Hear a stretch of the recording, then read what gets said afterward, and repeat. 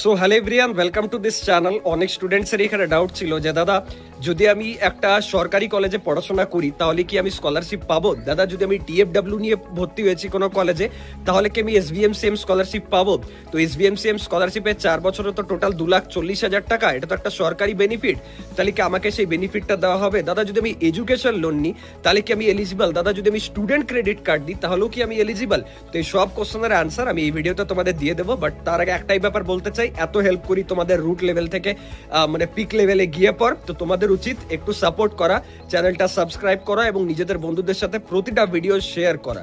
দেখো শুরুতেই একটা ব্যাপার বলতে চাই যে এসভিএমসিএম মানে যেটাকে মেরিট কাম ইন স্কলারশিপ বলা হয় স্বামী বিবেকানন্দ, তো সেটার এলিজিবিলিটি ক্রাইটেরিয়া হচ্ছে যে ইয়ারলি তোমার জন্য যে ইনকাম, ফ্যামিলি ইনকাম, সেটার জন্য 2.5 লাখ থেকে কম হয়, আর তোমার লাস্ট কোয়ালিফাইং এক্সামে যেন 60% বা তার অ্যাবাভ থাকে।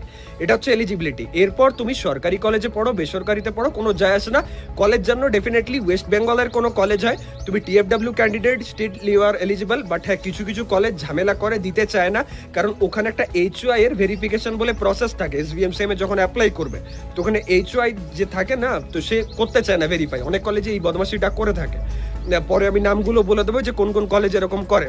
এর সাথে সাথে তুমি যদি এটা জানতে চাইছো যে দাদা আমি স্টুডেন্ট ক্রেডিট কার্ডে অ্যাপ্লাই করেছি বা সাপোজ দাদা আমি লোন নিচ্ছি তাহলে কি আমি এলিজিবল? হ্যাঁ, ডেফিনেটলি এলিজিবল। কারণ স্টুডেন্ট ক্রেডিট কার্ড বলো বা এডুকেশন লোন বলো, সেটা কোনো রকম এরকম নয় যে তোমাকে ডোনেশন দিচ্ছে বা তোমাকে টাকাটা দিয়ে দিচ্ছে, তোমাকে ধার দেওয়া হচ্ছে জাস্ট, তোমার থেকে কিন্তু রিটার্ন নেওয়া হবে তোমার ইঞ্জিনিয়ারিং শেষ হয়ে যাবার পর। তো আই হোপ যা কিছু বলেছি প্রসেস পুরোপুরি বুঝতে পেরেছো। আর যদি এই স্কলারশিপ রিলেটেড ডিটেলস ভিডিও চাও তাহলে কমেন্ট করে জানাতে পারো। আর কোন কলেজে অ্যাডমিশন নিয়েছো, সেই কলেজে পড়লে তুমি স্কলারশিপ পাবে কিনা বা কি প্রসেস থাকবে সেই ব্যাপারেও ডিটেলস ভিডিও আনবো। তো কমেন্ট করে তোমার কলেজের নাম জানিয়ে দিও। Thank you.